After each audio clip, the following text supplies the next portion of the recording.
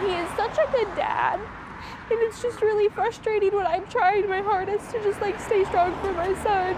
This little boy's father, Brittany Davis's husband, Tyler, hasn't been seen or heard from since February 24th, Brittany's birthday. They had planned a birthday celebration at the Easton Town Center in Columbus. I'm like, oh my gosh, this hotel is so nice. It's huge. Look at this whole area. There's a Tiffany's over there. Brittany says they checked into the Hilton around 5 p.m. on the 23rd.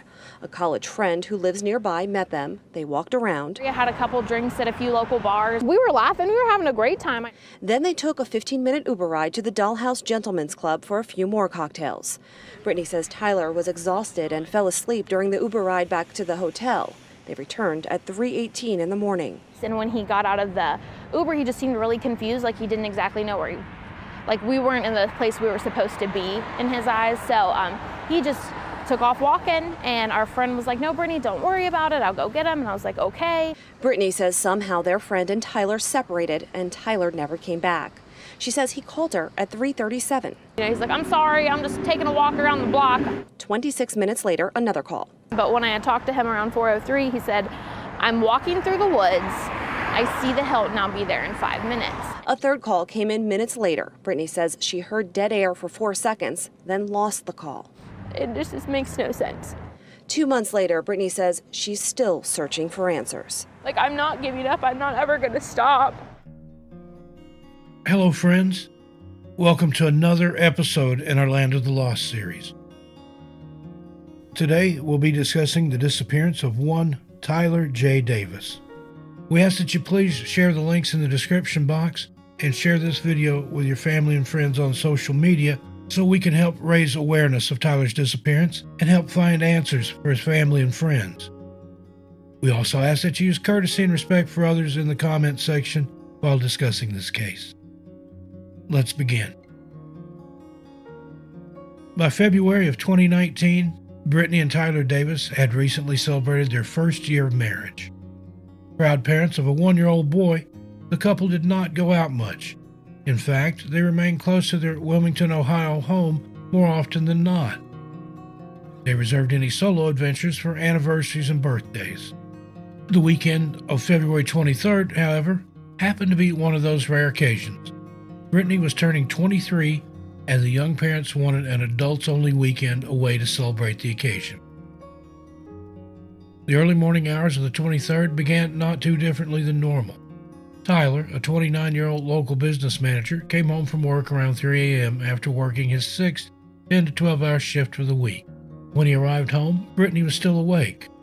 A bartender by trade, she was not unaccustomed to being awake at such an hour. This morning, however, she was packing everything they and their son would need for their weekend getaway. After finishing the packing and spending a bit of time together, the couple went to bed around 5 a.m. Within a few hours, their weekend of celebration would officially begin. Brittany and Tyler planned to meet up with his parents at the Texas Roadhouse on Stringtown Road in Columbus at noon. Understandably, they overslept. They eventually arrived shortly after 1 p.m. They enjoyed dinner and conversation for a while before leaving their son with his grandparents as they headed out to enjoy some alone time together. Their plans were not overly extravagant. The weekend would be spent hanging out with one of Tyler's best friends at the Easton Town Center, which is a shopping, dining, and entertainment complex in Columbus. The couple rented a hotel room at the Hilton, checking in around 5 p.m. Their friend arrived shortly thereafter. Together, the trio visited for a while at the hotel until heading over to Easton Town Center around 9 p.m.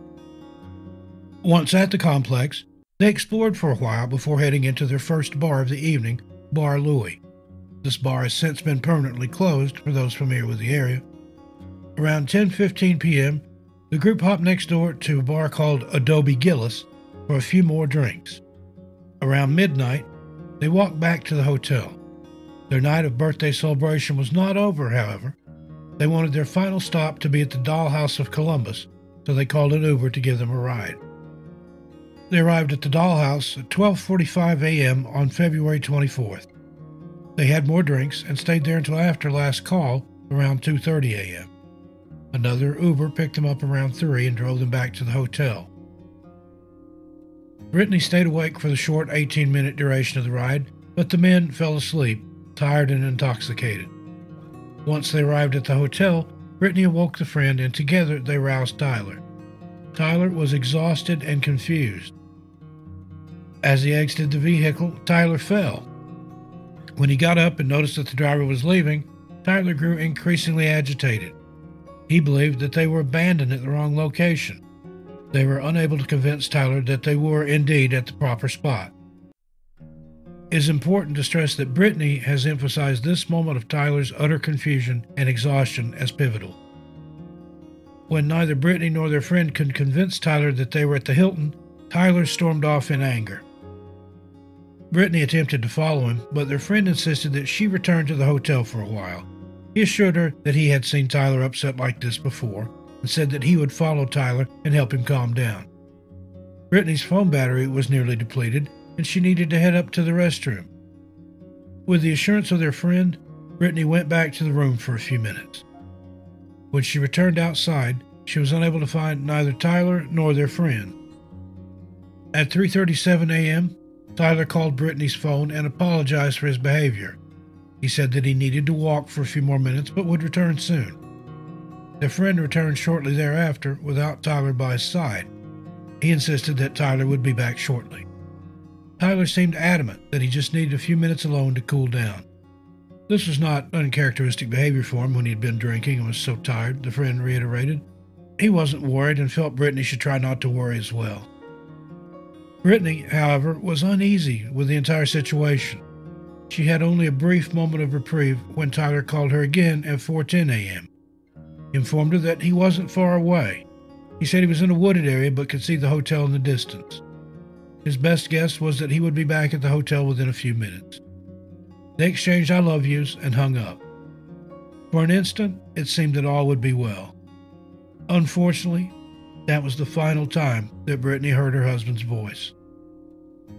As soon as their call ended, Brittany's phone rang again. It was Tyler calling her again, but this time the connection only lasted about 4 seconds.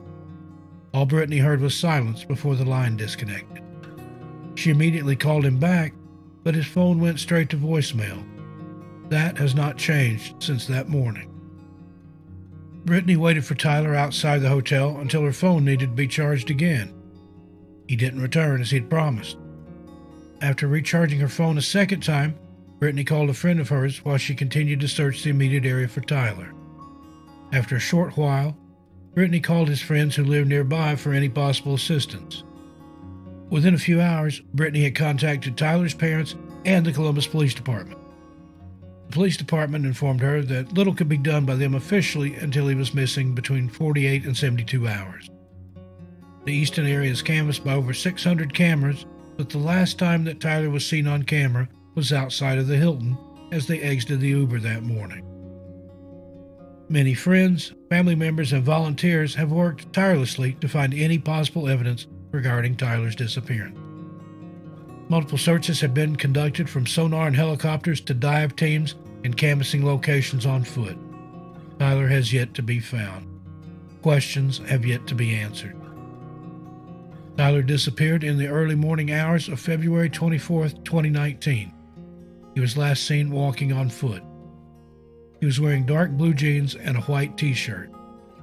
He had a bluish-green flannel shirt and white and black Nikes. Tyler is described as 5 feet 10 inches tall and 170 pounds. He has brown hair and brown eyes, and his most distinguishing feature is a visible red birthmark that extends from his right hand all the way up his arm to his neck. Brittany deserves answers about the whereabouts of her husband. His parents want their son to return, and Tyler's son wants to see his father again. His family wants him home. If you have any information regarding the disappearance of Tyler J. Davis, please contact the Columbus Police Department at 614-645-2358. There's also an active Facebook group, which we'll link in the description. Remember, you just might know the person who has the missing pieces of information needed to solve this puzzle and provide answers to Tyler's family and friends. Well, friends, thank you for allowing us to bring Tyler's disappearance to your attention. Again, we ask that everyone who watches this video, please share it on social media with family and friends. Until we meet again, take care of yourselves and each other. I'm Steve Stockton, and I'll talk to you next time.